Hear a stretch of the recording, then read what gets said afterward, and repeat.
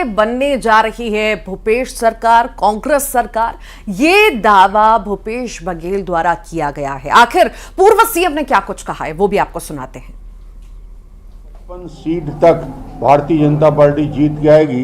जो गैप दिखाया जा रहा है, वो चाहे सरगुजा का हो चाहे बस्तर का हो, उन सीटों को यदि एनालिसिस किया जाए तो उससे बड़ा स्पष्ट होता है कि भारतीय जनता पार्टी और ज़्यादा सीटों में जीतेगी और कहीं न कहीं 52 से 55 सीटों पर भारतीय जनता पार्टी बढ़त लेकर स्पष्ट बहुमत से छत्तीसगढ़ में सरकार बनाने जा रही है। 75 पार वाले 40 तक भी पहुंच गए। 2-3 सर्वे में जो रिपोर्ट आ रहा था 40 से 50 दिखाने का प्रयास हुआ, यानी 40 तक तो सर्वे की रिपोर्ट में कांग्रेस को आते हुए दिखाया जा रहा है, 42 तक आते हुए दिखाया जा रहा है, और कहा 75 पार करने वाले 40 में आके रुक।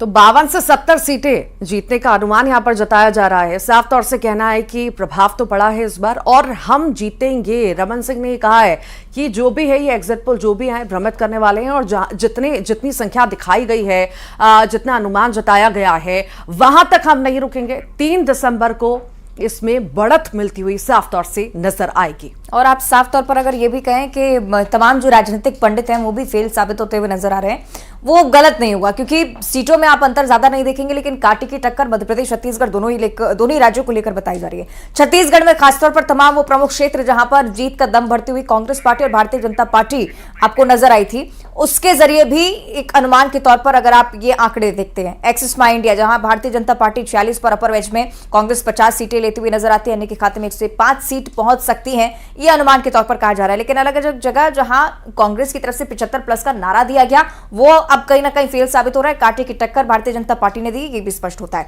टुडे चाणक्य कह रहा है कि भारतीय जनता पार्टी 33 सीटों पर आएगी, कांग्रेस की 57 सीटें होंगी, जिसमें भी मुख्यमंत्री कह रहे हैं कि 57 का 75 होगा। अभी भी दम भर रहे हैं जीत का। हालांकि देखने वाली बात कि अगले आंकड़े क्या कहते हैं। सी वोटर के आंकड़े आपको दिखा दें। बीजेपी को यहां पे 36 से 48 सीटें मिलती हुई नजर आ रही है, कांग्रेस को 41 से 53, अन्य के खाते में 4 जाते हुए। यहां पे भी कांग्रेस को बढ़त मिलती हुई नजर आ रही है, जैसा कि दावा किया जा रहा है। अभी आपने मुख्यमंत्री को भी सुना, उन्होंने साफ तौर से कहा कि एक बार फिर से जनता भरोसा करने जा रही है हम पर, हम आगे बढ़ेंगे और जितनी